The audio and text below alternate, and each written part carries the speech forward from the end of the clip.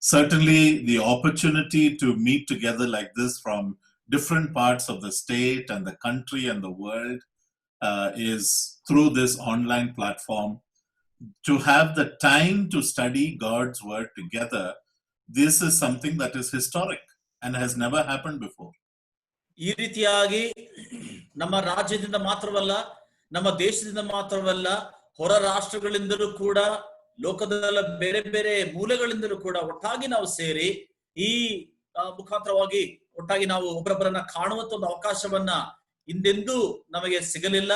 ನಮ್ಮ ಈ ಚರಿತ್ರೆಯಲ್ಲಿ ಕೂಡ ಈ ರೀತಿಯಾದ ಒಂದು ಸಂದರ್ಭವನ್ನ ನಾವು ನೋಡಲೇ ಇಲ್ಲ. And these are some of the unique things that God is doing in the world through the situation that we are going through. ಇಂದಿನ ಪರಿಸ್ಥಿತಿಯ ಮುಖಾಂತರವಾಗಿ ದೇವರು ನಮಗೆ ಕೊಟ್ಟಿರುವಂತ ಈ ಉತ್ತಮವಾದಂತ ಕೆಲವು ಸೌಲಭ್ಯಗಳು ಇವಾಗಿವೆ. And the Brother Simon and the assembly in Shimoga had this desire to have a daily Bible study for the next 3 months. That is a desire that comes from the heart of God, isn't it?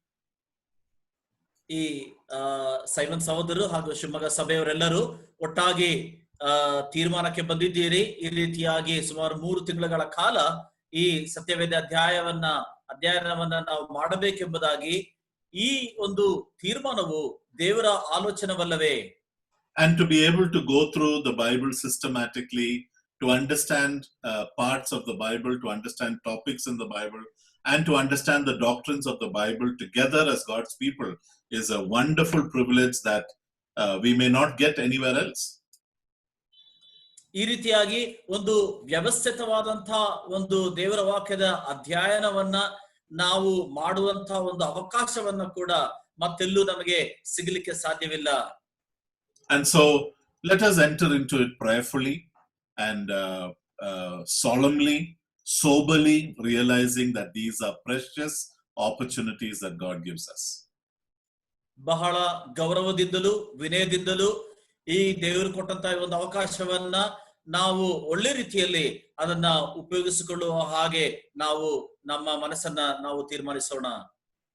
Today, the topic that is given to me is the benefits of having Bible study, and I want to present that to you in very simple ways. There are 10 benefits that I came up with for having Bible study together. ನಾವು ಇಂದು ಇಲ್ಲಿ ಸಿಗುವಂತ ಒಂದು ಸೌಲಭ್ಯಗಳ ಕುರಿತಾಗಿ, ಅದರ ಒಂದು ಉದ್ದೇಶದ ಕುರಿತಾಗಿ ನಾವು ಧ್ಯಾನ ಮಾಡೋಣ. ಸುಮಾರು 10 ವಿಷಯಗಳ ಕುರಿತಾಗಿ ನಾವು ನೋಡುವಂತವರಾಗಿರೋಣ. If there is time, we will cover all the 10. Otherwise, we will move it to tomorrow. We will continue the study tomorrow also. ಸಮಯವಿದ್ದರೆ ಈ 10 ಸಂಗತಿಗಳನ್ನ ಹಿಂದೆ ನೋಡೋಣ, ಇಲ್ಲವಾದಲ್ಲಿ ನಾವು ನಾಳೆ ಕೂಡ ಇದನ್ನು ಮುಂದುವರಿಸೋಣ. Why do we do Bible study? What is the purpose of our time together? What is the purpose of God's word in our life? ದೇವರ ಈ ವಾಕ್ಯದ ಅಧ್ಯಯನವನ್ನ ನಾವು ಮಾಡುವಂತರ ಉದ್ದೇಶವಾದರೂ ಏನು? ಇದರ ದೇವರ ಒಂದು ಉದ್ದೇಶ ನಮ್ಮ ಜೀವಿತದಲ್ಲಿ ಏನಾಗಿದೆ? First of all, the Bible teaches us that it is milk for our soul and meat for our soul. ನಾವು ದೇವರ ವಾಕ್ಯದಲ್ಲಿ ಈ ರೀತಿಯಾಗಿ ನಾವು ಓದುತ್ತೇವೆ, ಇದು ಒಂದು ಹಾಲಿನೋಪಾದಿಯಲ್ಲಿ ಕೂಡ ಇದೆ. ಅಷ್ಟು ಮಾತ್ರವಲ್ಲ, ದೇವರ ವಾಕ್ಯವು ಮಾಂಸದೋಪಾದಿಯಲ್ಲಿ ಕೂಡ ನಮಗಿದೆ. And those of us who are spiritually young, who may be young in the Lord, young in the number of years we have come to the Lord, we need that spiritual milk for our growth. ಈ ರೀತಿಯಾಗಿ ಆತ್ಮಿಕವಾಗಿ ಚಿಕ್ಕ ಪ್ರಾಯದಲ್ಲಿರುವಂತವರಿಗೆ ನಾವು ಹಾಲಿನ ಆಹಾರವು ಆ ರೀತಿಯಾಗಿ ಸೇವಿಸುವಂತದ್ದು ಅವಶ್ಯಕ. 1 Peter chapter 2 and verse 1 and 2 says, eagerly desire the milk of the word of God. Let's read that passage. ಮೊದಲನೆಯ ಪೇತ್ರ, ನಾವು ಅದನ್ನು ಓದಿಕೊಳ್ಳೋಣ. 1 Peter 2 verse 1 and 2. ಮೊದಲನೇ ಪೇತ್ರ ಪತ್ರಿಕೆ 2ನೇ ಅಧ್ಯಾಯ 1 ಮತ್ತು 2ನೇ ವಾಕ್ಯಗಳು ಈ ರೀತಿಯಾಗಿ ಬರೆಯಲ್ಪಟ್ಟಿದೆ. ಆದ ಕಾರಣ ಎಲ್ಲಾ ಕೆಟ್ಟತನವನ್ನು, ಎಲ್ಲಾ ವಂಚನೆಯನ್ನು, ಕಪಟವನ್ನು, ಹೊಟ್ಟೆ ಕಿಚ್ಚನ್ನು, ಎಲ್ಲಾ ತರದ ನಿಂದೆಯನ್ನು ವಿಸರ್ಜಿಸಿ ಹಸು ಮಕ್ಕಳಂತೆ ಪರಾಮಾರ್ಥಿಕವಾದ ಶುದ್ಧ ಹಾಲನ್ನ ಬಯಸಿರಿ. ಆದುದರಿಂದ ಬೆಳೆಯುತ್ತಾ ರಕ್ಷಣೆಯನ್ನು ಹೊಂದುವಿರಿ. There must be an eagerness in your spirit and mind for the word of God on a daily basis, on a regular basis.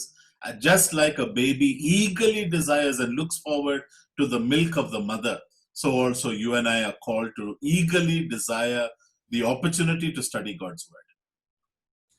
ಒಬ್ಬ ಹಸು ಮಕ್ಕಳಂತೆ ಯಾವ ರೀತಿಯಾಗಿ ಒಂದು ಮಗು ತನ್ನ ತಾಯಿಯ ಒಂದು ಹಾಲಿಗಾಗಿ ಇಷ್ಟಪಡುತ್ತದೆಯೋ ಅದೇ ಪ್ರಕಾರವಾಗಿ ನಾವು ಕೂಡ ದೇವರ ವಾಕ್ಯಕ್ಕಾಗಿ ನಾವು ಉತ್ಸಾಹಿತರಾಗಿರಬೇಕಾಗಿದೆ. Where does the word of God nourish? What part of our person does the word of God nourish? ನಮ್ಮ ಈ ಒಂದು ದೇವರ ವಾಕ್ಯವು ನಮ್ಮ ಜೀವಿತದ ಯಾವ ಒಂದು ಉದ್ಧಾರಕ್ಕಾಗಿ ಅದು ನಮ್ಮನ್ನ ಉದ್ಧರಿಸುತ್ತದೆ. The Bible says we are made up of 3 parts. Every man is made up of 3 parts. ದೇವರ ವಾಕ್ಯ ಹೇಳುತ್ತದೆ ನಮ್ಮ ಒಂದು ಜೀವನವು ಅದು 3 ರೀತಿಯಾಗಿ ಅದು ವಿಂಗಡಿಸಲ್ಪಟ್ಟಿದೆ. The body, the soul and the spirit. ಶರೀರ, ಆತ್ಮ ಹಾಗೂ ನಮ್ಮ ಪ್ರಾಣ. The soul is the real me. Who is Jerry George? I am a soul. ದೇವರ ವಾಕ್ಯವನ್ನು ನೋಡುವಾಗ ನಮ್ಮ ಆತ್ಮವು ಅದು ನಾನಾಗಿದ್ದೇನೆ. ಜೆರಿ ಜಾರ್ಜ್ ಎಂಬುದಾಗಿ ಹೇಳುವುದರೆ ಏನು? ಅದು ಆ ಆತ್ಮ. The soul always resides in the spirit form. ಈ ಆತ್ಮನು ಯಾವಾಗಲೂ ಈ ನಾನೆಂಬುದಾಗಿ ಹೇಳುವಂತ ಈ ಆತ್ಮನು ಆತ್ಮನ ಒಂದು ರೂಪದಲ್ಲಿ ಅದು ಯಾವಾಗಲೂ ನೆಲೆಗೊಂಡಿರುತ್ತದೆ. And this soul in spirit form dwells in the body for some time. ಈ ನಾವು ಹೇಳುವಂತ ಈ ಒಂದು ಆತ್ಮವು ಆತ್ಮನ ಒಂದು ಆಕಾರದಲ್ಲಿ ಅಥವಾ ರೂಪದಲ್ಲಿ ನಮ್ಮ ಶರೀರದಲ್ಲಿ ಅಲ್ಪ ಸಮಯ ಇರುತ್ತದೆ. Before we became a believer in the Lord Jesus Christ, our spirit was dead. That means our spirit had no contact with God. ನಾವು ರಕ್ಷಣೆಗೆ ಬರುವುದಕ್ಕಿಂತ ಮುಂಚಿತವಾಗಿ ನಮ್ಮ ಈ ಒಂದು ಚೇತನ ಅಂದ್ರೆ ಈ ಆತ್ಮನು ಅದು ಸತ್ತಂತಾಗಿತ್ತು. When we accepted the Lord Jesus as our personal savior, our spirit became alive. We were born again. That simply means that we are now in contact with God. We can see God, we can hear his voice, we can relate to spiritual things. ನಾವು ರಕ್ಷಣಾ ಮಾರ್ಗಕ್ಕೆ ಬಂದ ನಂತರ ನಮಗಾದಂತ ಒಂದು ಬದಲಾವಣೆ ಆದರೂ ನಮ್ಮ ಆತ್ಮನು ದೇವರೊಡನೆ ಮಾತನಾಡುವುದಕ್ಕಾಗಿಯೂ ಒಂದು ಸಂಬಂಧವನ್ನ ಬೆಳೆಸುವುದಕ್ಕಾಗಿಯೂ ಅದು ಒಂದು ಮಾರ್ಗವಾಯಿತು. ಇಷ್ಟು ಮಾತ್ರವಲ್ಲದೆ ದೇವರ ವಾಕ್ಯವನ್ನ ಕೇಳುವುದಕ್ಕಾಗಿಯೂ ದೇವರ ಸ್ವರವನ್ನ ಕೇಳುವುದಕ್ಕಾಗಿಯೂ ಅದು ಒಂದು ಮಾರ್ಗವಾಯಿತು. Just like with our physical body, we are able to relate to the physical world. We are able to see and hear and touch and taste and smell. These are all through the 5 senses. We interact with the natural world. ಈ ರೀತಿಯಾಗಿ ಈ ಭೌತಿಕವಾದಂತ ಒಂದು ಸಂಗತಿಗಳ ಮುಖಾಂತರವಾಗಿ ಈ ಲೋಕದಲ್ಲಿ ನಾವು ಕೆಲವು ಸಂಗತಿಗಳನ್ನು ನಾವು ಮಾಡುತ್ತೇವೆ. ಅಂದ್ರೆ ನಮಗಿರುವಂತ ಈ ದೇಹದಲ್ಲಿ ದೇವರು ಕೊಟ್ಟಿರುವಂತ 5 ಸೆನ್ಸಸ್ ಗಳ ಮುಖಾಂತರವಾಗಿ ನಾವು ಸಂಗತಿಗಳನ್ನು ಮಾಡಿ ಮುಗಿಸುತ್ತೇವೆ. And that way, through our spirit, we relate to the spirit world, to God, to the Lord Jesus, to the Holy Spirit, to the work of God in our lives. ಈ ರೀತಿಯಾಗಿ ಆತ್ಮನ ಮುಖಾಂತರವಾಗಿ ನಾವು ದೇವರೊಡನೆ ನಾವು ಒಂದು ಸಂಬಂಧವನ್ನು ಇಟ್ಟುಕೊಳ್ಳುತ್ತೇವೆ. ಆತ್ಮನ ಮುಖಾಂತರವಾಗಿ ನಾವು ಸಂಗತಿಗಳನ್ನು ಮಾಡುತ್ತೇವೆ. ದೇವರ ಸ್ವರವನ್ನ ಕೂಡ ನಾವು ಕೇಳುವಂತರಾಗಿರುತ್ತೇವೆ. That spirit needs to grow and to develop and to mature. ಈ ಆತ್ಮನು ಬೆಳೆಯಬೇಕು, ಒಂದು ಅಭಿವೃದ್ಧಿಯನ್ನ ಹೊಂದಬೇಕು, ಒಂದು ಮಟ್ಟಕ್ಕೆ ಅದು ಬಂದು ನಿಲ್ಲಬೇಕು. Like when a baby is born, the senses are limited. The baby has to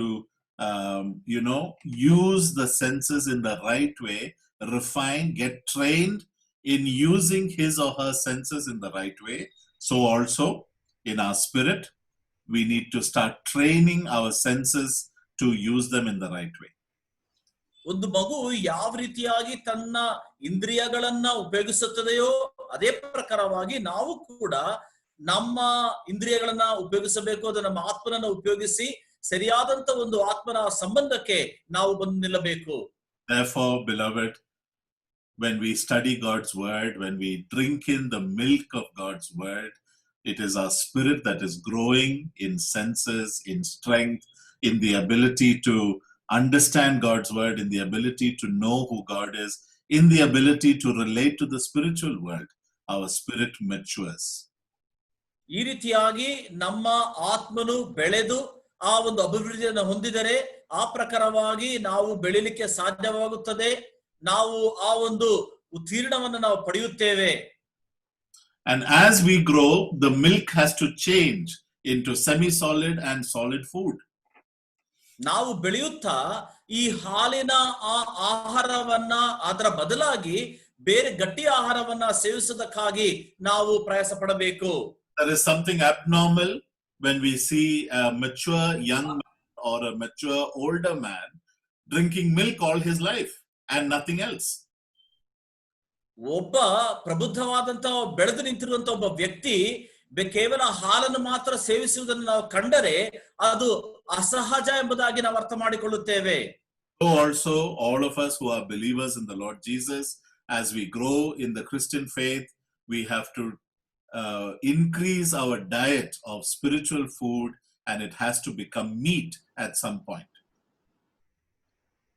ಈ ಪ್ರಕಾರವಾಗಿ ನಾವು ಬೆಳೆಯುತ್ತಿರುವಾಗ ನಮ್ಮ ಆ ತಿಳಿ ಆಹಾರವನ್ನ ಅದರ ಬದಲಾಗಿ ನಾವು ಗಟ್ಟಿ ಆಹಾರವನ್ನ ಸೇವಿಸುವುದಕ್ಕೋಸ್ಕರ ನಾವು ಬೆಳೆದು ನಿಲ್ಲಬೇಕು. That is why the writer to the Hebrews, he actually chides or rebukes the Hebrew believers. He says, by now, you who are mature, you should be actually eating meat, but I'm not able to give you that. You are still on a milk diet. ಹಾಗಾಗಿ ಇಬ್ರಿಯನ ಪತ್ರಿಕೆಯನ್ನ ಬರಹಗಾರನು ಹೇಳುವಂತ ಒಂದು ಮಾತು, ಅಲ್ಲಿರುವಂತಹ ದೇವ ಜನರಿಗೆ ಛೇಮಾರಿ ಹಾಕುತ್ತಾ ಇದ್ದಾನೆ, ನೀವು ಬೆಳೆದು ನಿಲ್ಲಬೇಕಾಗಿತ್ತು ಎಂಬುದಾಗಿ. Dear brother and sister, I hope as you go through these days of Bible study, and even as you do your personal Bible study, as you attend meetings, and as you look at God's word, that you are shifting from the milk of God's word to the meat of God's word. ನಾವು ಈ ರೀತಿಯಾಗಿ ಬರುವಂತ ದಿನಗಳಲ್ಲಿ ದೇವರ ವಾಕ್ಯವನ್ನ ನಾವು ಕೇಳುತ್ತಾ ಅಭ್ಯಾಸ ಮಾಡುತ್ತಿರುವಾಗಲೂ ನಾನು ನಂಬುತ್ತೇನೆ ನಮ್ಮ ಒಂದು ಸ್ಥಿತಿಯಿಂದ ನಾವು ಬದಲಾಗಿ ಉನ್ನತ ಸ್ಥಿತಿಯನ್ನ ನಾವು ತಲುಪುತ್ತೇವೆ ಎಂಬುದಾಗಿ. And in Hebrews chapter 5, we read that this is the meat that is able to help you grow in your Christian life, help you grow in your works of righteousness. ಈ ರೀತಿಯಾಗಿ ನಾವು ಇಬ್ರಿಯರ ಪತ್ರಿಕೆ 5ನೇ ಅಧ್ಯಾಯದಲ್ಲಿ ನಾವು ಓದುತ್ತೇವೆ, ಈ ರೀತಿಯಾದಂತ ಗಟ್ಟಿ ಆಹಾರವು ನಮ್ಮ ಆತ್ಮೀಯ ಅಭಿವೃದ್ಧಿಗೂ ಪ್ರಯೋಜನಕ್ಕೂ ಅದು ಲಾಭಕರವಾಗಿರುತ್ತದೆ ಎಂಬುದಾಗಿ ನಾವು ಓದುತ್ತೇವೆ. ನೀತಿಗೋಸ್ಕರವೂ ಅದು ಲಾಭವಾಗಿರುತ್ತದೆ ಎಂಬುದಾಗಿ ನಾವು ಓದುತ್ತೇವೆ. Look at chapter 5 and verse 14. He says, solid food is for the mature who have their powers of discernment trained by constant practice to distinguish good from evil. ಇಬ್ರಿಯರಿಗೆ ಬರೆದ ಪತ್ರಿಕೆ 5ನೇ ಅಧ್ಯಾಯ 14ನೇ ವಾಕ್ಯದಲ್ಲಿ ಈ ರೀತಿಯಾಗಿ ಬರೆಯಲ್ಪಟ್ಟಿದೆ, ಗಟ್ಟಿಯಾದ ಆಹಾರವು ಪ್ರಾಯಸ್ಥರಿಗೋಸ್ಕರ, ಅಂದರೆ ಜ್ಞಾನೇಂದ್ರಿಯಗಳನ್ನು ಸಾಧನೆಯಿಂದ ಶಿಕ್ಷಿಸಿಕೊಂಡು ಇದು ಒಳ್ಳೆಯದು ಅದು ಕೆಟ್ಟದು ಎಂದು ಭೇದವನ್ನು ತಿಳಿದವರಿಗೋಸ್ಕರವಾಗಿದೆ. That is the power of God's word. That is why we need Bible study, so that we'll be able to discern good from evil and be able to practice it in our lives. ಇದೇ ದೇವರ ವಾಕ್ಯದ ಒಂದು ಅಧ್ಯಯನವು ಅದು ಬಲ ಕೊಡಿಸುವಂತದ್ದಾಗಿದೆ, ಅಂದರೆ ಕೆಟ್ಟದ್ದನ್ನ ಒಳ್ಳೆಯದರ ಒಂದು ವ್ಯತ್ಯಾಸವನ್ನ ತಿಳಿಯುವುದಕ್ಕೆ ಅದು ಸಹಾಯ ಮಾಡುತ್ತದೆ. Number 2, the word of God, the truth of God's word sets us free from sin. ಎರಡನೇ ಸಂಗತಿ, ದೇವರ ವಾಕ್ಯವು ನಮ್ಮನ್ನ ಈ ಪಾಪದಿಂದ ಅದು ಒಳ್ಳೆತನಕ್ಕೆ ಅದನ್ನು ನಮಗೆ ಬದಲಾಯಿಸುತ್ತದೆ. Look at John chapter 8 and verse 31, the word that Jesus spoke to his disciples. ಅಲ್ಲಿ ಯೋಹಾನ ಬರೆದ ಸುವಾರ್ತೆ 8ನೇ ಅಧ್ಯಾಯ 31ನೇ ವಾಕ್ಯದಲ್ಲಿ ಕರ್ತನಾದ ಯೇಸು ಕ್ರಿಸ್ತನು ಶಿಷ್ಯರಿಗೆ ಹೇಳುವಂತ ಒಂದು ಮಾತನ್ನ ಅಲ್ಲಿ ನಾವು ನೋಡುತ್ತೇವೆ. ಆಗ ಯೇಸು ತನ್ನನ್ನು ನಂಬಿದ ಯಹೂದ್ಯರಿಗೆ, ನೀವು ನನ್ನ ವಾಕ್ಯದಲ್ಲಿ ನೆಲೆಗೊಂಡವರಾದರೆ ನಿಜವಾಗಿ ನನ್ನ ಶಿಷ್ಯರಾಗಿದ್ದು ಸತ್ಯವನ್ನ ತಿಳಿದುಕೊಳ್ಳುವಿರಿ. A disciple abides in the word of God. ಶಿಷ್ಯರಾಗಿದ್ದರೆ ಆತನು ದೇವರ ವಾಕ್ಯದಲ್ಲಿ ನೆಲೆಗೊಳ್ಳುತ್ತಿರುತ್ತಾನೆ. That word of God reveals to them what is required in their lives, what they need to do, and it frees them from the slavery of sin. ದೇವರ ವಾಕ್ಯದಲ್ಲಿ ನೆಲೆಗೊಂಡರೆ ದೇವರ ವಾಕ್ಯವು ಯಾವ ರೀತಿಯಾಗಿ ಒಬ್ಬ ಮಗನು ನಡೆಯಬೇಕೆಂಬುದಾಗಿ ಆತನ ತೋರಿಸಿಕೊಡುತ್ತದೆ. ಅಷ್ಟು ಮಾತ್ರವಲ್ಲ, ಸತ್ಯದ ಮಾರ್ಗಕ್ಕೆ ನಡೆಯುತ್ತಾ ಪಾಪದಿಂದ ಬಿಡುಗಡೆ ಹೊಂದಲಿಕ್ಕೆ ಅದು ಸಹಾಯ ಮಾಡುವಂತದ್ದಾಗಿರುತ್ತದೆ. The Bible teaches us that in our former life, before coming to salvation, we were enslaved to the passions of the flesh. We never knew it. ದೇವರ ವಾಕ್ಯ ನಮಗೆ ಈ ರೀತಿಯಾಗಿ ತಿಳಿಸುತ್ತದೆ, ಹಿಂದಿನ ನಮ್ಮ ಜೀವಿತವನ್ನ ನಾವು ಗಮನಿಸುವಾಗ ಆ ಜೀವಿತದಿಂದ ನಮ್ಮನ್ನ ಮಾರ್ಪಡಿಸಿ, ಅಂದರೆ ಯಾವ ವಿಷಯಗಳು ನಮಗೆ ತಿಳಿದೇ ಇರುತ್ತಿದ್ದೋ ಆ ವಿಷಯಗಳಿಂದ ನಮ್ಮನ್ನ ಮಾರ್ಪಡಿಸಿ ಆತನು ಸತ್ಯದ ಕಡೆಗೆ ನಮ್ಮ ನಡೆಸಿದ್ದಾನೆ. The word of God revealed the truth to us. And then we understood, okay, the things that I am doing are wrong and I need to stop doing it, and God gives us the grace to stop doing it. ದೇವರ ವಾಕ್ಯವು ನಮ್ಮನ್ನ ಸತ್ಯದ ಕಡೆಗೆ ನಡೆಸುತ್ತದೆ. ಅಂದರೆ ಈ ಕೆಟ್ಟ ಮಾರ್ಗದಿಂದ ಒಳ್ಳೆಯ ಮಾರ್ಗದ ಕಡೆಗೆ ನಮ್ಮನ್ನ ನಡೆಸುವಂತದ್ದಾಗಿರುತ್ತದೆ. So the word of God is necessary to free us from sin. ಅಂದರೆ ದೇವರ ವಾಕ್ಯವು ನಮ್ಮನ್ನ ನಮ್ಮ ಪಾಪಗಳಿಂದ ಬಿಡಿಸಿ ಒಳ್ಳೆ ಮಾರ್ಗಕ್ಕೆ ನಡೆಸಲಿಕ್ಕೆ ಅದು ಅವಶ್ಯಕವೇ. And beloved, it is only a systematic study of the word of God that opens up, and the power of the Spirit that fills our hearts and lives and helps us to see where we are going wrong. As in the book of James, he says, the word of God is like a mirror to us. ಈ ರೀತಿಯಾಗಿ ವ್ಯವಸ್ಥಿತವಾದಂತಹ ಒಂದು ಅಭ್ಯಾಸವನ್ನ ನಾವು ಮಾಡಿದರೆ ನಮ್ಮನ್ನ ಆತನ ಆತ್ಮನು ಒಳ್ಳೆ ಕಡೆಗೆ, ಒಳ್ಳೆ ರೀತಿಯಲ್ಲಿ ಅಭಿವೃದ್ಧಿಯ ಕಡೆಗೆ ನಮ್ಮನ್ನ ನಡೆಸುವಂತದ್ದಾಗಿರುತ್ತದೆ. Many times Apostle Paul reminds the believers in the New Testament as he writes to them in the epistles, remember that formerly you were idolaters, you were adulterers, you were idol worshippers, you were this, you were that, and you were depraved in your thinking, but God has set you free from all these things. How did that happen? As they understood the word of God.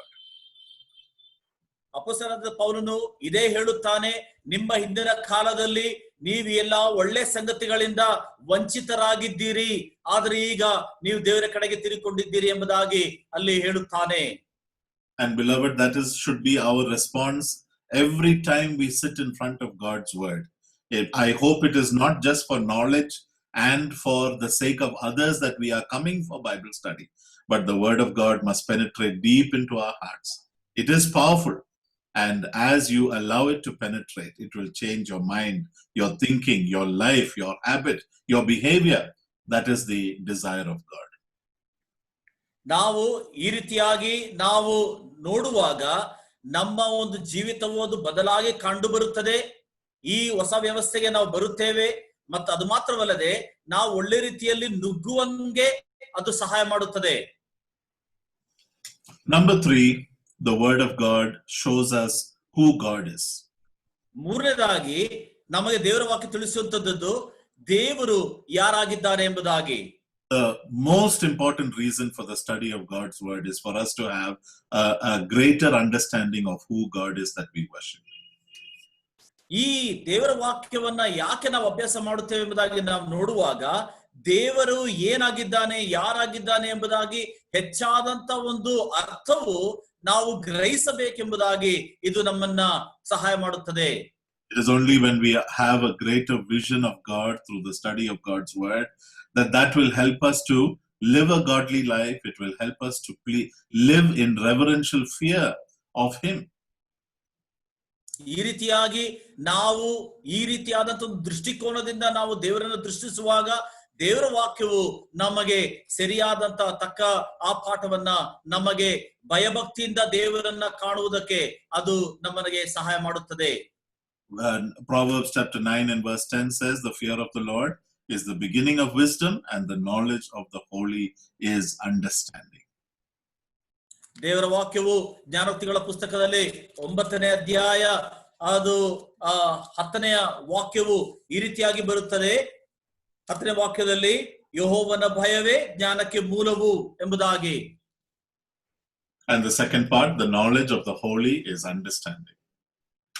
ಪರಿಶುದ್ಧನ ತಿಳುವಳಿಕೆಯೇ ವಿವೇಕವು ಎಂಬುದಾಗಿ ಕೂಡ ತಿಳಿಸುತ್ತದೆ.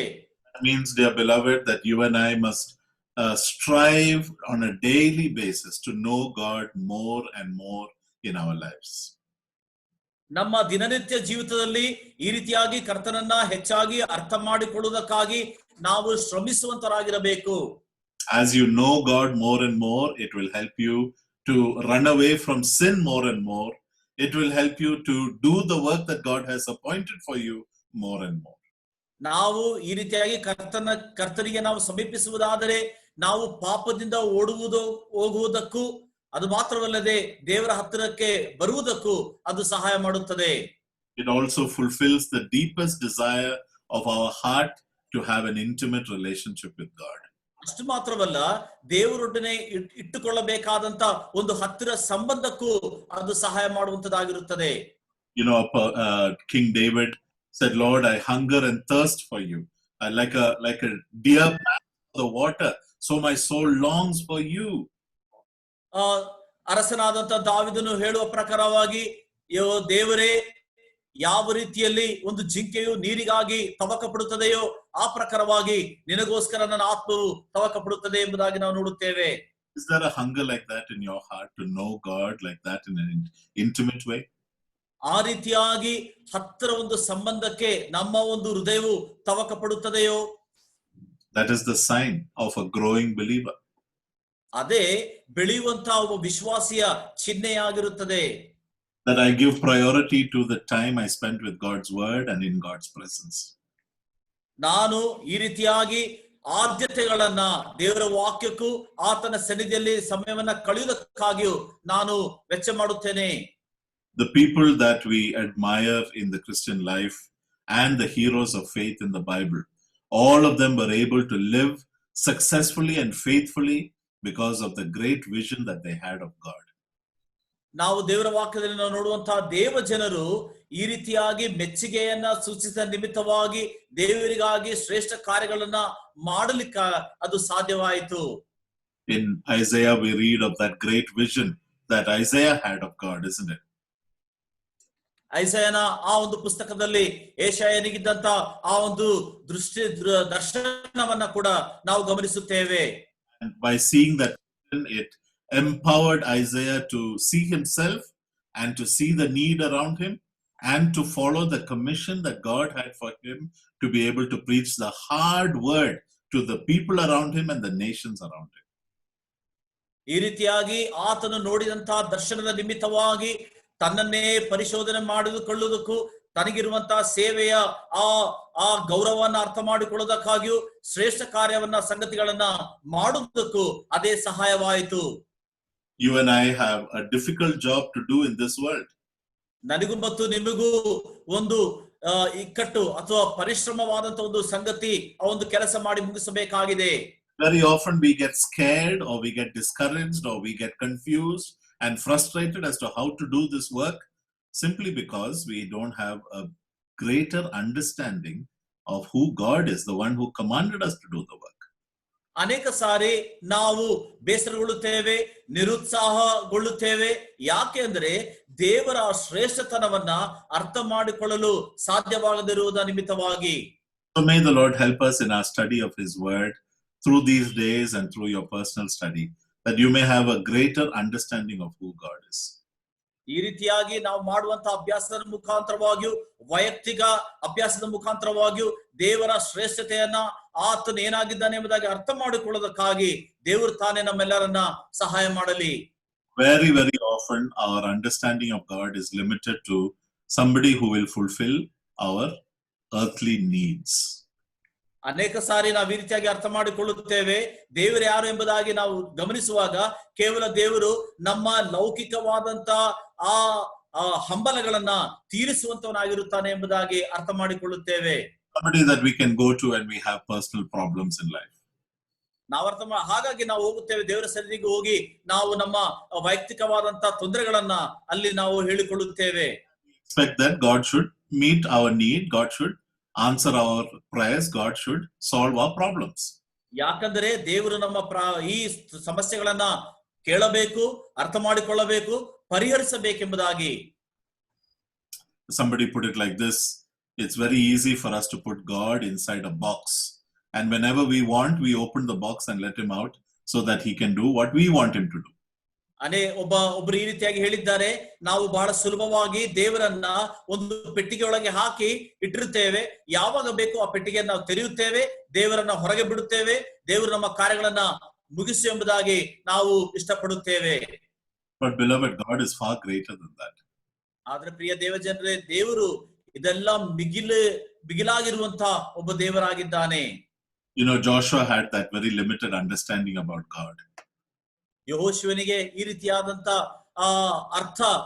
ಅಲ್ಪ ಅರ್ಥವೇ ಯೆಹೋಶುವನು ಮಾಡಿಕೊಂಡಿದ್ದನು ಎಂಬುದಾಗಿ ನಾವು ದೇವರ ವಾಕ್ಯದಲ್ಲಿ ನೋಡುತ್ತೇವೆ. Joshua was standing outside the city of Jericho in Joshua chapter 2, and he was saying, how am I going to solve this problem? How am I going to defeat the city? ಈ ರೀತಿಯಾಗಿ ಯೆಹೋಶುವನ ಪುಸ್ತಕ 2ನೇ ಅಧ್ಯಾಯದಲ್ಲಿ ಯೆರಿಕೋ ಪಟ್ಟಣದ ಹೊರಗಡೆ ಆತ ನಿಂತವನಾಗಿ ಅಲ್ಲಿ ಆತನು ಬಹಳ ಪ್ರಯಾಸ ಪಡುತ್ತಾನೆ. ದೇವರೇ, ಈ ಪಟ್ಟಣವನ್ನ ಯಾವ ರೀತಿಯಾಗಿ ನಾನು ಪಡಿಲಿಕ್ಕೆ ಸಾಧ್ಯ ಎಂಬುದಾಗಿ ಆತನು ಪ್ರಶ್ನಿಸುತ್ತಾನೆ. And God himself appears to Joshua. ದೇವರು ತಾನೇ ಯೆಹೋಶುವನಿಗೆ ಯೆಹೋಶುವನ ಎದುರು ಬರುತ್ತಾನೆ. And Joshua asked this question, are you on my side or are you on my enemy's side? ಈ ರೀತಿಯಾಗಿ ಪ್ರತ್ಯಕ್ಷನಾಗಿ ದೇವರು ಕೇಳುವಂತ ಒಂದು ಮಾತು, ನೀನು ನನ್ನ ಕಡೆ ಇದೆಯೋ ಅಥವಾ ವಿರೋಧಿಗಳ ಕಡೆ ಇದೆಯೋ ಎಂಬುದಾಗಿ. God's answer is very interesting, isn't it? ಅಲ್ಲಿ ದೇವರು ಕೊಡುವಂತ ಒಂದು ಉತ್ತರ ಬಹಳ ಉತ್ತಮವಾದಂತ ಒಂದು ಉತ್ತರವಾಗಿದೆ. God said, Joshua, I am not on your side or on the other side. I have come as the commander of the army of the Lord. ಅಲ್ಲಿ ದೇವರು ಹೇಳುವಂತ ಒಂದು ಮಾತು, ಯೆಹೋಶುವನೇ, ನಾನು ನಿನ್ನ ಕಡೆಯೂ ಇರುವನಲ್ಲ, ಅವರ ಕಡೆಗೆ ಇರುವವನು ಅಲ್ಲ, ಆದರೆ ನಾನು ಬಂದಿರುವಂತದ್ದು ಒಬ್ಬ ಯೆಹೋವನ ಸೇನಾಧೀಶ್ವರನಾಗಿ ನಾನು ಬಂದಿದ್ದೇನೆ ಎಂಬುದಾಗಿ ಆತನು ಹೇಳುತ್ತಾನೆ. In other words, God was telling Joshua, you need to get in line behind me. You need to get in, because you need to get to my side. ಅಂದ್ರೆ ದೇವರು ಹೇಳುವಂತ ಒಂದು ಮಾತು, ಯೆಹೋಶುವನೇ, ನೀನು ಸರಿಯಾದಂತ ಆ ಒಂದು ದಾರಿಗೆ ನೀನು ಬರಬೇಕು, ಅಂದರೆ ನನ್ನನ್ನ ಹಿಂಬಾಲಿಸುವಂತವನಾಗಿರಬೇಕೆಂಬುದಾಗಿ ದೇವರು ಹೇಳುತ್ತಾನೆ. Beloved, that is the difference between an immature believer and a mature believer. ಅದೇ ಪ್ರಿಯ ದೇವಜನರೇ, ಒಬ್ಬ ಪಕ್ವತೆ ಇಲ್ಲದೆ ಇರುವಂತಹ ಒಬ್ಬ ವ್ಯಕ್ತಿಗೂ ಒಳ್ಳೆ ರೀತಿಯಾಗಿ ಅಪಕ್ವ ಇರುವಂತಹ ಒಬ್ಬ ವ್ಯಕ್ತಿಗೂ ಪಕ್ವತೆ ಇರುವಂತಹ ಒಬ್ಬ ವ್ಯಕ್ತಿಗೂ ಇರುವಂತಹ ಒಂದು ವ್ಯತ್ಯಾಸವನ್ನ ನಾವು ಕಾಣುತ್ತೇವೆ. Immature believer says, God, please help me, please take care of my problems, please do this, please do that. ಪಕ್ವತೆ ಇರುವಂತಹ ಪ್ರಬುದ್ಧ ಇರುವಂತಹ ಒಬ್ಬ ವ್ಯಕ್ತಿ ಹೇಳುವಂತ ಒಂದು ಮಾತು, ದೇವರೇ, ಇದನ್ನು ನೀನು ಮಾಡು, ಇದನ್ನ ನೀನು ಮಾಡಿ ಮುಗಿಸು ಎಂಬುದಾಗಿ ಆತನು ಹೇಳುತ್ತಾನೆ. The mature believer says, God, what is your will? I want to get in line with that. ಒಬ್ಬ ಅಪಕ್ವತೆ ಇರುವಂತ ಒಬ್ಬ ವ್ಯಕ್ತಿಯು ದೇವರಿದನ್ನು ಮಾಡು ಎಂಬುದಾಗಿ ಹೇಳುತ್ತಾನೆ. ಆದರೆ ಈ ಪ್ರಬುದ್ಧ ಇರುವಂತ ಒಬ್ಬ ವ್ಯಕ್ತಿಯು, ದೇವರೇ, ನಿನ್ನ ಚಿತ್ತವೇನು, ಆ ಪ್ರಕಾರವಾಗಿ ನೀನು ಮಾಡು ಎಂಬುದಾಗಿ ಆತನು ಹೇಳುತ್ತಾನೆ. What is your kingdom's plan? What is your will on earth? Let me accomplish that in my life. ದೇವರೇ, ನಿನ್ನ ರಾಜ್ಯದ ಉದ್ದೇಶವೇನಾಗಿದೆ, ಅದನ್ನ ನನ್ನ ಜೀವಿತದಲ್ಲಿ ನೀನು ಮಾಡಿ ಮುಗಿಸು, ನಾನು ಮಾಡುತ್ತೇನೆ ಎಂಬುದಾಗಿ ಆತನು ಹೇಳುವಂತನಾಗಿರುತ್ತಾನೆ. And you and I need to have a proper understanding of the greatness of God for us to fall in line with his plans for this world and for his kingdom. ಈ ರೀತಿಯಾಗಿ ನಾವು ಸರಿಯಾಗಿ ದೇವರ ಚಿತ್ತವನ್ನು ಅರ್ಥ ಮಾಡಿಕೊಂಡವರಾಗಿ ನಾವು ಆತನ ಆ ಸಾಲಿನಲ್ಲಿ ನಿಂತುಕೊಂಡು ದೇವರ ಚಿತ್ತವೇನು, ಈ ಲೋಕಕ್ಕೂ ಆತನ ರಾಜ್ಯಕ್ಕೂ ಏನು ಮಾಡಬೇಕೆಂಬುದಾಗಿ ಅರ್ಥ ಮಾಡಿಕೊಂಡು ನಾವು ಜೀವಿಸಬೇಕು. So we looked at three things. Number one, that the word of God, the study of the word of God is like milk and meat for our spirit. ನಾವು ಮೊದಲಾಗಿ ನಾವು ನೋಡಿದ್ದೆವು, ದೇವರ ವಾಕ್ಯ ಎಂಬುದಾಗಿ ಅದು ಒಂದು ಹಾಲಿನೋಪಾದಿಯಲ್ಲಿ, ಮಾಂಸದೋಪಾದಿಯಲ್ಲಿ ನಮ್ಮ ಆತ್ಮಕ್ಕೆ ಅದು ಆಹಾರವಾಗಿರುತ್ತದೆ ಎಂಬುದಾಗಿ ನಾವು ಗಮನಿಸಿದ್ದೇವೆ. Two, it frees us from sin. ಎರಡನೇದಾಗಿ ಅದನ್ನು ನಮ್ಮ ಪಾಪಗಳಿಂದ ಅದು ಬಿಡಿಸುವಂತದಾಗಿರುತ್ತದೆ. Three, it gives us the right understanding of who God is. ಮೂರನೇದಾಗಿ ಅದು ದೇವರು ಯಾರಾಗಿದ್ದಾನೆ ಎಂಬುದಾಗಿ ಸರಿಯಾದಂತ ಒಂದು ಅರ್ಥವು ಗ್ರಹಿಸಲಿಕ್ಕೆ ಅದು ಸಹಾಯ ಮಾಡುತ್ತದೆ. Number four, it gives us a right understanding of who we are. ನಾಲ್ಕನೇದಾಗಿ ಈ ನಾವು ಯಾರಾಗಿದ್ದೇವೆ, ಏನಾಗಿದ್ದೇವೆ ಎಂಬುದಾಗಿ ಗ್ರಹಿಸಲಿಕ್ಕೆ ಅದು ನಮಗೆ ಅರ್ಥ ಹೇಳಿಕೊಡುತ್ತದೆ. Every one of us are born into this world. We are born, or we struggle with a proper understanding of who we are. ಈ ಲೋಕದಲ್ಲಿ ಹುಟ್ಟುವಂತ ಪ್ರತಿಯೊಬ್ಬ ವ್ಯಕ್ತಿಯು ನಾವ್ ಯಾರಾಗಿದ್ದಾರೆ ಎಂಬುದಾಗಿ ಸರಿಯಾಗಿ ಗ್ರಹಿಸ್ಲಿಕ್ಕೆ ನಾವು ನಮ್ಮಿಂದ ಗ್ರಹಿಸ್ಲಿಕ್ಕೆ ಸಾಧ್ಯವಾಗದೇ ಇರುವಂತಹ ಒಂದು ಪರಿಸ್ಥಿತಿಯಲ್ಲಿ ಇರುತ್ತೇವೆ. One of the most crucial questions to be answered for a person to have a meaningful life. ನಾವು ಅರ್ಥ ಮಾಡಿಕೊಳ್ಳಬೇಕಾದಂತ ಒಂದು ನಿರ್ಣಾಯಕವಾದಂತ ಒಂದು ಸಂಗತಿಯೇ ಈ ಪ್ರಶ್ನೆಯಾಗಿರುತ್ತದೆ. Who am I? Where did I come from? What is my purpose here on earth? Where am I going? ನಾನು ಯಾರು? ಈ ಲೋಕಕ್ಕೆ ನಾನು ಯಾಕೆ ಬಂದಿದ್ದೇನೆ? ನಾನು ಈ ಲೋಕಕ್ಕೆ ಬಂದಂತ ಉದ್ದೇಶವೇನು? ಈ ಪ್ರಯಾಣ ಮುಗಿಸಿ ನಾನು ಮುಂದಕ್ಕೆ ಎಲ್ಲಿ ಹೋಗುತ್ತಾ ಇದ್ದೇನೆ? And in trying to understand that, we struggle, people struggle without the knowledge of God's word. People all over the world, they struggle. They have serious inferiority or superiority complex based on, who they are. ಈ ರೀತಿಯಾಗಿ ನಾವು ಬಹಳಷ್ಟು ಹೋರಾಟ ಮಾಡುತ್ತೇವೆ. ಒಂದು ವ್ಯಕ್ತಿ ನಾವು ನಮ್ಮ ಒಂದು ವೈಯಕ್ತಿಕವಾಗಲಿ ಅಥವಾ ಹೊರಗಡೆ ಇರುವಂತಹ ಆ ಒಂದು ವಿಚಾರದಲ್ಲಾಗಲಿ ನಾವು ಏರುಪೇರು ಮಾಡಿಕೊಳ್ಳುವಂತದ್ದನ್ನ ನಾವು ಗಮನಿಸುತ್ತೇವೆ. And so we'll try to define ourselves based on our citizenship, based on our culture, based on our education, based on the family name that we come from, based on the place we come from, based on our education. All these things help us to define who we are and give us some sort of standing in society. Can you repeat it, brother? Very often we assume that who we are is defined by our place, our culture, our language, our education, our family background. Many things, these are the earthly things that define a person of this world. ನಾವು ಅನೇಕ ಸಾರಿ ಈ ರೀತಿಯಾಗಿ ಯೋಚನೆ ಮಾಡುತ್ತೇವೆ. ಒಬ್ಬ ವ್ಯಕ್ತಿಯ ಸ್ಥಾನಮಾನವನ್ನ ಅದು ನೇಮಕ ಮಾಡುವಂತದ್ದು ನಾವು ಬಂದಿರುವಂತಹ ಹಿನ್ನೆಲೆ, ನಮ್ಮ ತಂದೆ ತಾಯಿ, ನನ್ನ ಒಂದು ಸ್ಥಾನ ಮಾನ ಇವೆಲ್ಲವನ್ನ ಅದು ಸೂಚಿಸುತ್ತದೆ ಅಥವಾ ಅದು ನಮ್ಮನ್ನ ನೇಮಿಸುತ್ತದೆ ಎಂಬುದಾಗಿ ನಾವು ಅನೇಕ ಸಾರಿ ನಾವು ಈ ರೀತಿಯಾಗಿ ತಿಳ್ಕೊಳ್ಳುತ್ತೇವೆ. But in truth, these are all temporal things that can easily be taken away from us. ಆದರೆ ಸತ್ಯವಾಗಿ ನಾವು ಗ್ರಹಿಸುವಾಗ ಇವೆಲ್ಲವೂ ಶಾಶ್ವತವಾದದಲ್ಲ, ತಾತ್ಕಾಲಿಕವಾದದ್ದು ಎಂಬುದಾಗಿ ನಾವು ಅರ್ಥ ಮಾಡಿಕೊಳ್ಳಬೇಕು. The true identity of a child of God is how God sees that person. ಒಬ್ಬ ಸರಿಯಾದಂತ ದೇವರ ಮಗನ ಆ ಗುರುತಿಸುವಿಕೆ ಏನೆಂಬುದಾಗಿ ನಾವು ನೋಡುವಾಗ ದೇವರು ನಮ್ಮನ್ನ ಯಾರೆಂಬುದಾಗಿ ಯಾವ ರೀತಿಯಾಗಿ ಕಾಣುತ್ತಾನೆ. How does God see us, dear beloved? He sees us. How he sees us is given to us in God's word. ದೇವರು ನಮ್ಮನ್ನ ಯಾವ ರೀತಿಯಾಗಿ ನಮ್ಮನ್ನ ಕಾಣುತ್ತಾನೆ ಎಂಬುದಾಗಿ ದೇವರ ವಾಕ್ಯದಲ್ಲಿ ನಮಗೆ ಸ್ಪಷ್ಟವಾಗಿ ತಿಳಿಯಪಡಿಸಿದೆ. And when I find my identity in Christ through what he has revealed in God's word, it will give me a sense of security that nothing else can provide. ಈ ರೀತಿಯಾಗಿ ನಾನು ಯಾರಾಗಿದ್ದೇನೆ ಎಂಬುದಾಗಿ ದೇವರ ವಾಕ್ಯದ ಮುಖಾಂತರವಾಗಿ ನಮ್ಮನ್ನ ನಾವು ಗುರುತಿಸಿಕೊಂಡರೆ ನಮ್ಮ ಜೀವಿತವನ್ನ ಅದು ಸೂಕ್ಷ್ಮವಾಗಿ ಅಥವಾ ಒಂದು ಸ್ಥಿರವಾಗಿ ನಿಲ್ಲಿಸುವಂತ ಒಂದು ನಿಲುಗಡೆಗೆ ನಮ್ಮನ್ನ ಕರೆದೊಯ್ಯುತ್ತದೆ. So much so that even if I don't have anything else, I still know who I am in the Lord Jesus, and I am able to have a meaningful life in this world. ಈ ರೀತಿಯಾಗಿ ಕರ್ತನಲ್ಲಿ ನಾನು ಏನಾಗಿದ್ದೇನೆ ಎಂಬುದಾಗಿ ನಾನು ಗ್ರಹಿಸಿದರೆ ನನ್ನಲ್ಲಿ ಏನು ಇಲ್ಲವಾದರೂ ಕೂಡ ನಾನು ಏನೋ ಆಗಿದ್ದೇನೆ ಎಂಬುದಾಗಿ ನಾವು ಅರ್ಥ ಮಾಡಿಕೊಳ್ಳುವುದಕ್ಕೆ ಗ್ರಹಿಸುವುದಕ್ಕೆ ಅದು ಸಹಾಯ ಮಾಡುತ್ತದೆ. God shows you who you are so that you can live a meaningful life here on earth. ದೇವರು ನೀನೇನಾಗಿದ್ದೀಯ ಎಂಬುದಾಗಿ ದೇವರು ತೋರಿಸುತ್ತಾನೆ. ಯಾಕಂದ್ರೆ ನಾವು ಅರ್ಥಗರ್ಭಿತವಾದ ಜೀವಿತವನ್ನ ಜೀವಿಸುವುದಕ್ಕೆ ಸಹಾಯವಾಗುವಂತೆ. Number 5, a knowledge of God's word enables us to handle the difficult seasons of our lives. ಈ ರೀತಿಯಾಗಿ ದೇವರ ವಾಕ್ಯದ ಜ್ಞಾನವು ನಮ್ಮ ಜೀವಿತದಲ್ಲಿ ಬರುವಂತಹ ಕಠಿಣ ಸಮಯವನ್ನ ಎದುರಿಸಲಿಕ್ಕೆ ಜಯಿಸಲಿಕ್ಕೆ ಸಹಾಯ ಮಾಡುವಂತದ್ದಾಗಿರುತ್ತದೆ. God's word gives you the answers to the problems, the deepest problems of our hearts and our lives, our most difficult situations. There are decisions when we need to make. There are principles given to us in the word of God to be able to make those decisions correctly. ನಮ್ಮಲ್ಲಿರುವಂತಹ ಸಮಸ್ಯೆಗೆ ಆಳವಾದಂತ ಉತ್ತರವನ್ನ ಕಂಡುಹಿಡಿಯೋದಕ್ಕಾಗಿಯೂ ಆ ಪ್ರಕಾರವಾಗಿ ನಾವು ಜೀವಿಸುವುದಕ್ಕಾಗಿಯೂ ದೇವರ ವಾಕ್ಯವು ನಮ್ಮನ್ನ ಸಹಾಯ ಮಾಡುತ್ತದೆ, ತಿಳಿಯಪಡಿಸುತ್ತದೆ. In every emergency, God gives us the answers. In every situation, God gives us the solutions. ಪ್ರತಿಯೊಂದು from the cradle to the grave, answers are there in God's word. ಎಲ್ಲಾ ನಮ್ಮ ಎಲ್ಲಾ ತುರ್ತು ಪರಿಸ್ಥಿತಿಯಲ್ಲೂ ಕೂಡ ನಾವು ಹುಟ್ಟಿದಂತ ಆ ಸಮಯದಿಂದಲೂ ನಮ್ಮ ಯಾತ್ರೆಯನ್ನ ಪೂರ್ತಿಗೊಳಿಸುವಂತ ಆ ಸಮಯದವರೆಗೆ ನಾವು ಯಾವ ರೀತಿಯಾಗಿರಬೇಕೆಂಬುದಾಗಿ ಎಲ್ಲಾ ಉತ್ತರವು ದೇವರ ವಾಕ್ಯದಲ್ಲಿ ನಮಗೆ ಅದು ತಿಳಿಸಿದೆ.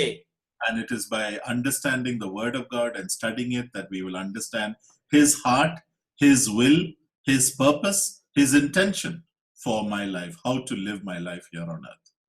ಈ ರೀತಿಯಾಗಿ ನಾವು ಅರ್ಥ ಮಾಡಿಕೊಂಡರೆ ನಮ್ಮ ನಿಮಿತ್ತವಾಗಿ ದೇವರೇ ಇರುವಂತಹ ಆಲೋಚನೆ, ನಾವು ಯಾವ ರೀತಿಯಾಗಿ ನಾವು ಜೀವನ ಮಾಡಬೇಕು, ನಾವು ಏನನ್ನ ಯಾವ ಮಟ್ಟವನ್ನ ಮುಟ್ಟಬೇಕು, ನಮಗಿರುವಂತ ಉದ್ದೇಶವೇನೆಂಬುದಾಗಿ ಅರ್ಥ ಮಾಡಿಕೊಳ್ಳುವುದಕ್ಕೆ ಇದೇ ಸಹಾಯ ಮಾಡುತ್ತದೆ.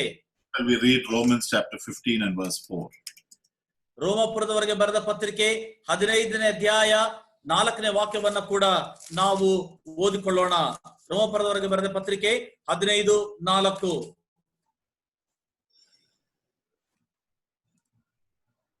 ನಮ್ಮನ್ನ ಉಪದೇಶಿಸುವುದಕ್ಕಾಗಿ ಬರೆಯಲ್ಪಟ್ಟಿತು, ನಾವು ಓದಿ ಸ್ಥಿರಚಿತ್ತವನ್ನು ಆದರಣೆಯನ್ನು ಹೊಂದಿ ರಕ್ಷಣೆಯ ನಿರೀಕ್ಷೆಯುಳ್ಳವರಾಗಿ ಆಗಿರುವಂತೆ ಆ ಗ್ರಂಥಗಳು ಬರೆಯಲ್ಪಟ್ಟವು.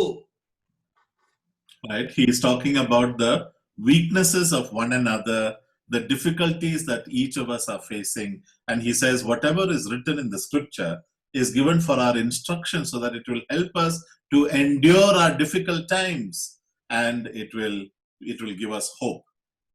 ಇಲ್ಲಿ ಬರೆಯಲ್ಪಟ್ಟಿರುವಂತದ್ದು ನಮ್ಮ ದೌರ್ಬಲ್ಯ ಸಮಯಗಳಲ್ಲಿ, ನಮಗಾಗುವಂತಹ ಪರಿಸ್ಥಿತಿಗಳಲ್ಲಿ ದೇವರು ನಾವಿದನ್ನ ಮೆಟ್ಟಿ ತುಳಿದು ಯಾವ ರೀತಿಯಾಗಿ ಜಯವನ್ನ ಹೊಂದಬೇಕೆಂಬುದಾಗಿ ದೇವರ ವಾಕ್ಯವು ನಮಗೆ ತಿಳಿಯಪಡಿಸುತ್ತದೆ.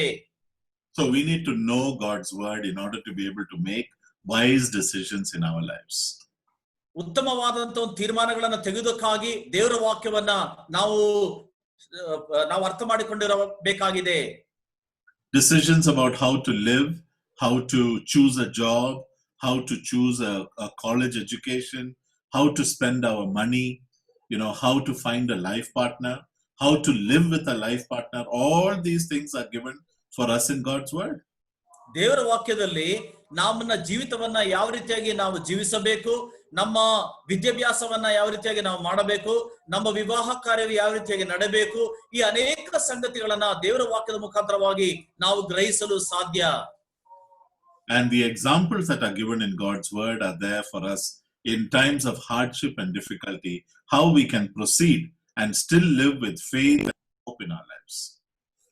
ದೇವರ ವಾಕ್ಯವು ಈ ರೀತಿಯಾಗಿ ನಮ್ಮ ಕಷ್ಟಕರವಾದಂತ ಸಂದರ್ಭಗಳಲ್ಲಿ ನಾವು ಯಾವ ರೀತಿಯಾಗಿ ಅದನ್ನ ಅರ್ಥ ಮಾಡಿಕೊಳ್ಳಬೇಕು, ಗ್ರಹಿಸಬೇಕು, ಎದುರಿಸಬೇಕೆಂಬುದಾಗಿ ದೇವರ ವಾಕ್ಯವು ಸ್ಪಷ್ಟವಾಗಿ ತಿಳಿಸಿದೆ.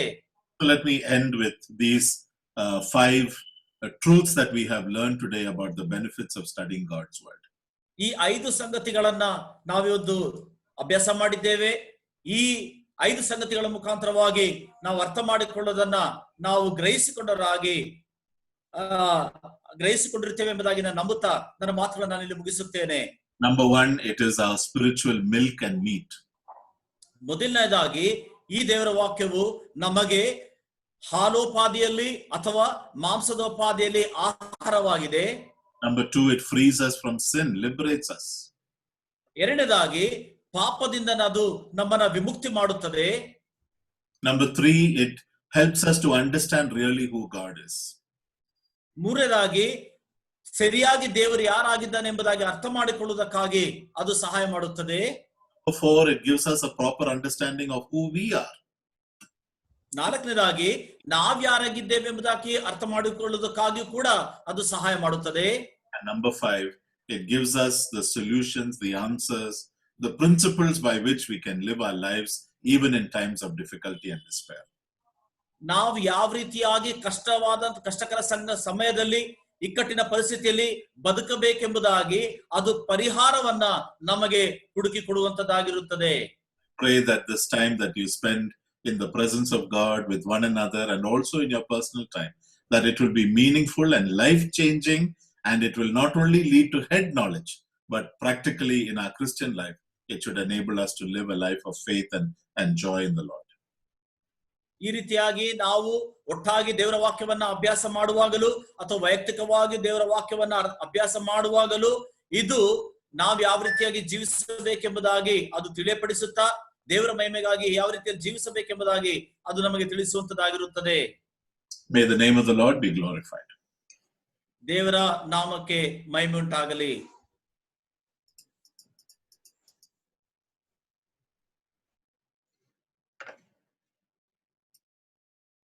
ಕರ್ತನ ಪರಿಶುದ್ಧ ನಾಮಕ್ಕೆ ಸ್ತೋತ್ರ ಉಂಟಾಗಲಿ. ಕರ್ತನಲ್ಲಿ ನನ್ನ